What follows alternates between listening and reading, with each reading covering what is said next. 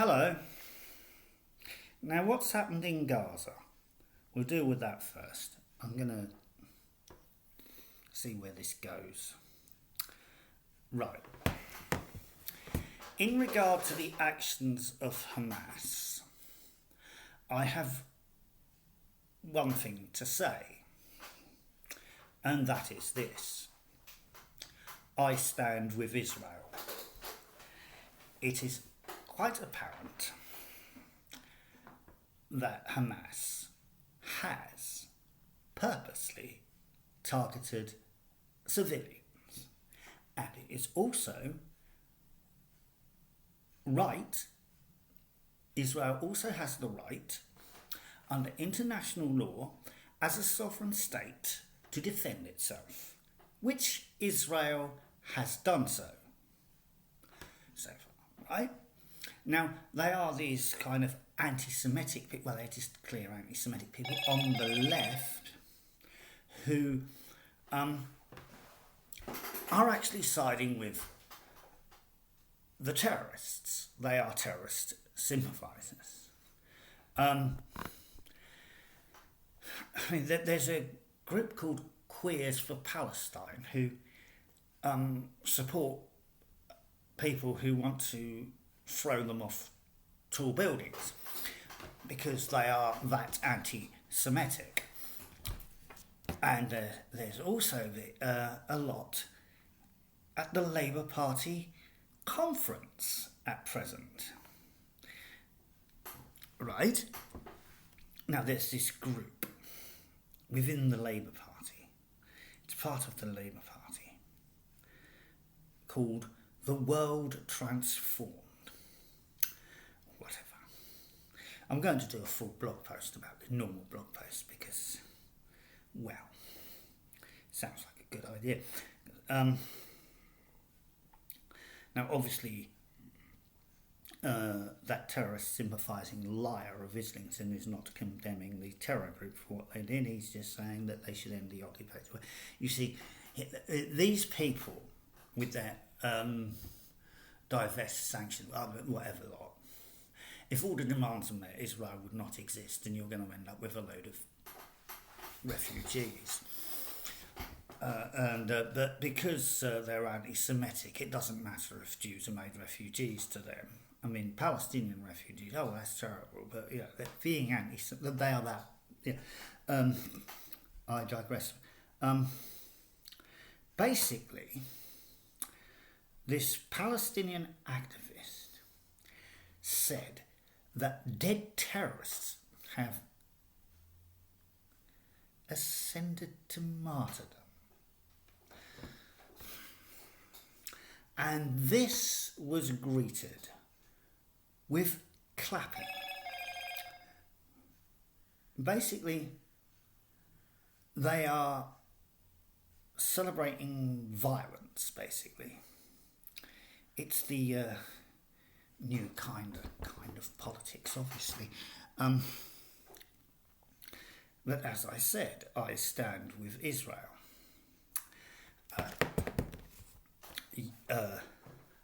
Yes, Palestinian civilians are dying too because of it. I'm aware of that. Civilians die in war. That's what happens, okay? And this latest conflict was started by Hamas. So you really can't blame Israel for civilians dying, can you? When Hamas started the attack and actually targeted civilians. So that's that cleared up. Staying with the Labour conference, I have this Mr. Starmer, that lawyer who couldn't get Jimmy Savile in the dock,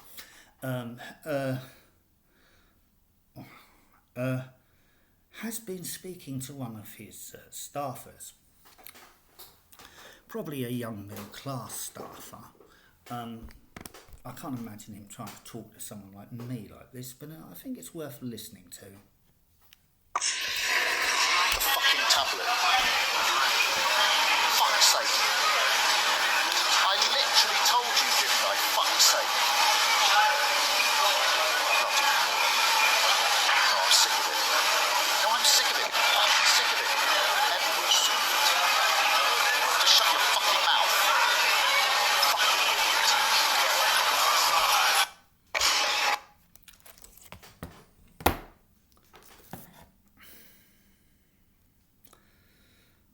And you get that. The diction. He's a lawyer, isn't he? I mean, he's good at arguing. I mean, like, you got the diction, the use of words. I mean, would you like him as your barrister? The fucking tablet, fuck's sake, I literally told you, didn't I? Fuck's sake. Bloody moron. No, I'm sick of it. No, I'm sick of it. Just fucking shut up. Just shut your fucking mouth. Fucking idiot.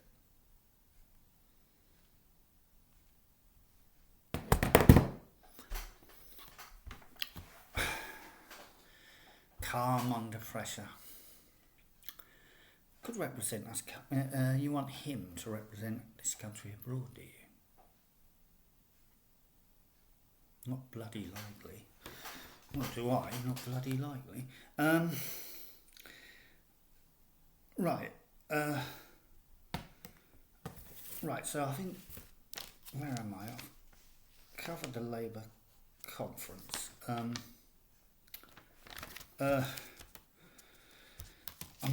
now going to mention... while our media has been concentrated on... pointless things like Russell Brand and stuff. The conflict in Ukraine has continued, and I would like to talk about the persecution of Christians around the world. Where am I? At the beginning of this conflict,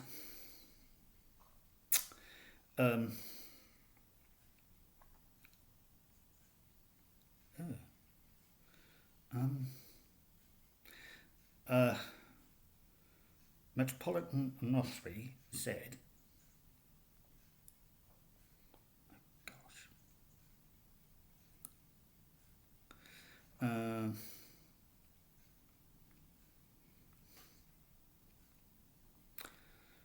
this. Right. This is from Metropolitan Authority of Kiev and all Ukraine. We have our own methods of fighting evil: prayer, repentance, patience. This is humility before each other and before God. This is a powerful weapon that destroys evil. I would like to appeal to all Orthodox people who believe in our church. Do not be afraid of anything. Be firm in your love for God. Keep the purity of the Holy Orthodox faith, which is the path leading a person to God. It is, you know. Love each other, endure each other, help each other. Evil will disappear while good will last forever. That's true, you know. If we endure everything, live in love for all and towards each other, then no evil can defeat us. God is the God of might. Evil has no power. As long as we are with God, we will be joyful, happy, and blessed. Now, I've found out that the church in Ukraine is being accused of things by both sides, not just the Russians, but by Zelensky and co. They're claiming to be storing weapons in their sanctuaries and that.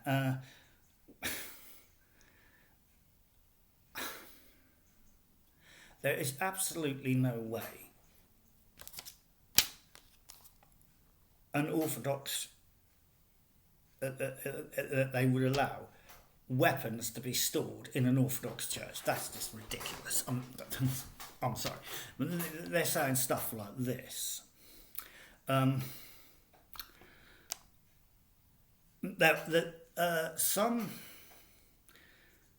Basically, the Orthodox Church is split between old calendarists and other ones. So, Ukraine, it officially has 2 Christmases and 2 Easters. But under Zelensky, the 25th of December, Christmas, is a public holiday, but the 7th of January, Christmas, is not. And so they can then, if they say I'm having the day off work to celebrate Christmas, they can be accused, are likely to be accused of being pro-Russian. Now,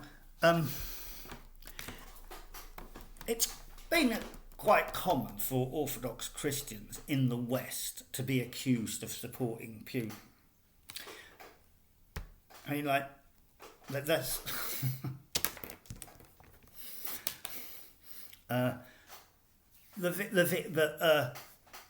concerning war and bloodshed, well, it's the same with what's going on wherever it's happened.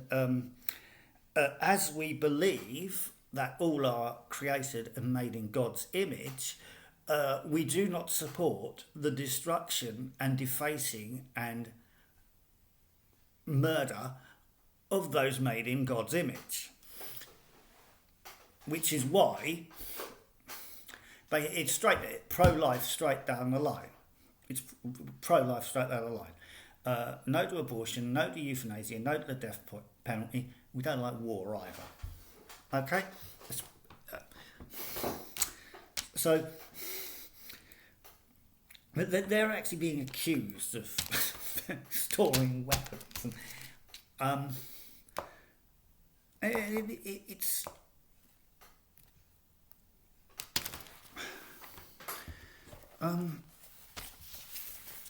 I think I'll leave it to His Majesty our Lord to answer this. Matthew chapter 5, verse 10. Blessed are those who are persecuted for righteousness' sake, for theirs is the kingdom of heaven.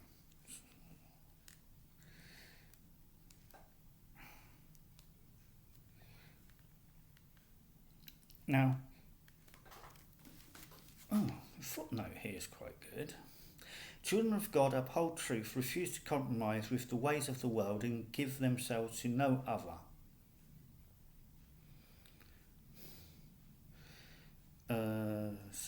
See 1 Corinthians 16, 19, 20. Like Jesus, these will be persecuted for righteousness' sake.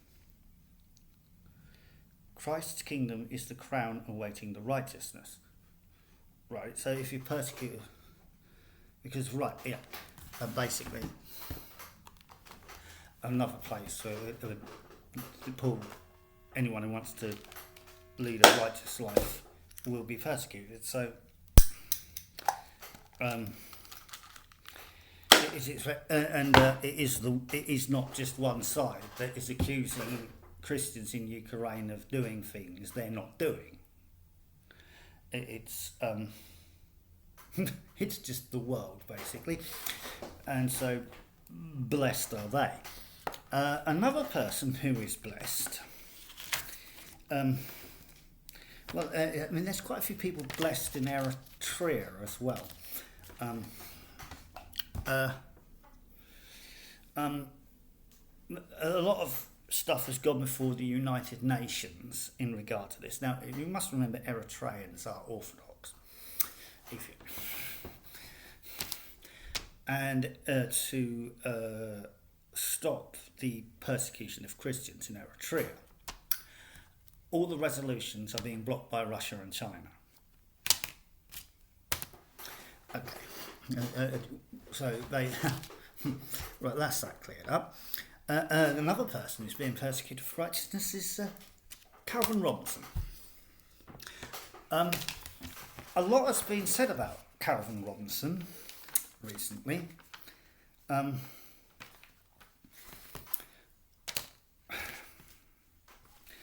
One of the things that his sacking from KGB News has shown is that it's no better than the Bolshevik Broadcasting Commune or Sly News or Channel Boar News, is it really?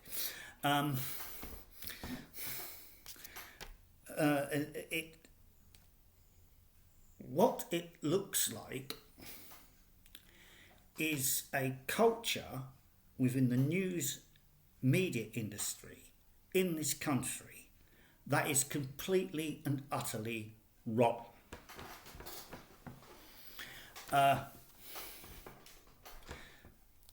As it says in this here book, in Ephesians, have nothing to do with the fruitless deeds of darkness, but rather expose them. After being sacked, Calvin Robinson was able to have nothing to do with their fruitless deeds and expose them. So that is quite good, don't you think? We had no idea what was going. You can't say that. Oh no, you can't invite this person on. You know, we are the home of free speech, but you can't invite this person on because they're likely to say this. But see, the People's Republic of China belongs to the Chinese government. The people's vote would have been a vote by the people who want us back in the new Holy Roman Empire. The People's Assembly for Bankruptcy against austerity were basically a bunch of left-wing loons. Anything with the name people in it tends not to represent the people. The People's Channel belongs to the careerist managers, etc. There's also a Grabskian element going on, but enough of that. But he's been called a fake priest. He's been called a Putin supporter as well, which is how you'd give.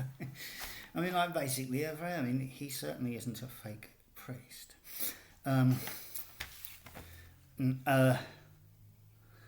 Staying with stuff going on in the church.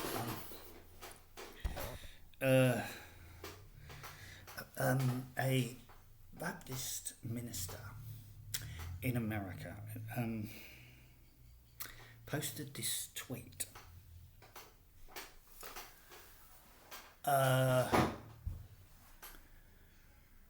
Should we be allowed to drink coffee in the sanctuary?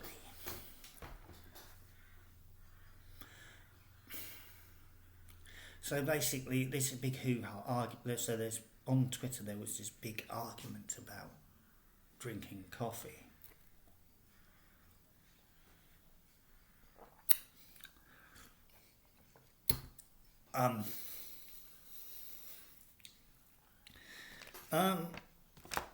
There was an Orthodox priest or something actually responded to it on YouTube. I'm quite surprised he actually bothered, to be honest, and I'm just mentioning this because I find the whole thing amusing and it just shows us something.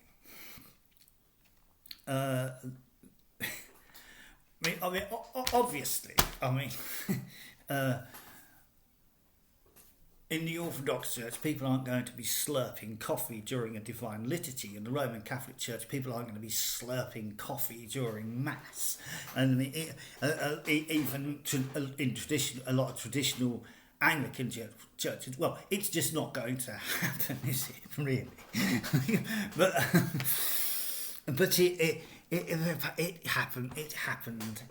happens all over the place. Apparently, it's got to the point where people actually go to church for the coffee. Strange reason to go, but this is. But I could actually see where it comes from a historical point of view. From within the West, there's the theological school. It's scholasticism, right? It's scholasticism. Right, where these people debated such matters as how many angels can stand on the head of a pin. Yeah, and I mean, this is how. Yeah, but apparently there was a huge discussion about the colour of the Mother of God's eyes. They're brown. The first Orthodox icons were painted by people who actually knew her. Oh gosh, that's the end of the discussion. But if you're into this scholastic thing, it isn't. It led from that, and then a bit later, right, the Roman Catholic Church invented the doctrine of transubstantiation. I mean, through this scholastic movement. After this, Martin Luther came along, and he was also into scholasticism and came out with consubstantiation. A bit later, Zwingli in Geneva came out with sacramentalism, where it's merely symbolic. If you ask them symbolic of what and why and how, and the question can't be answered.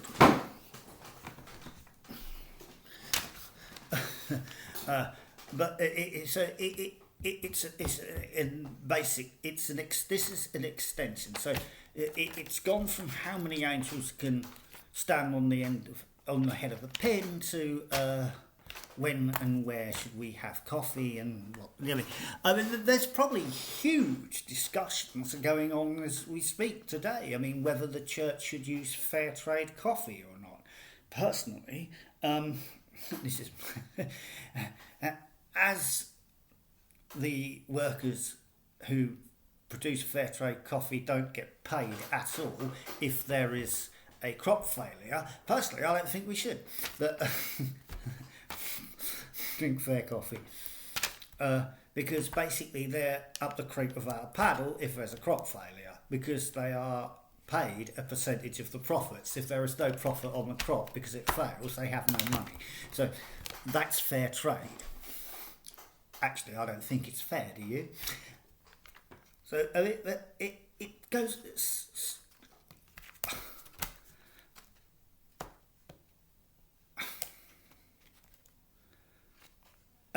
The whole thing was so.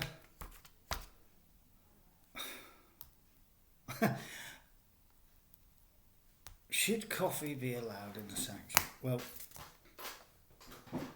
those of us of a more traditional persuasion would say absolutely not. Not during us.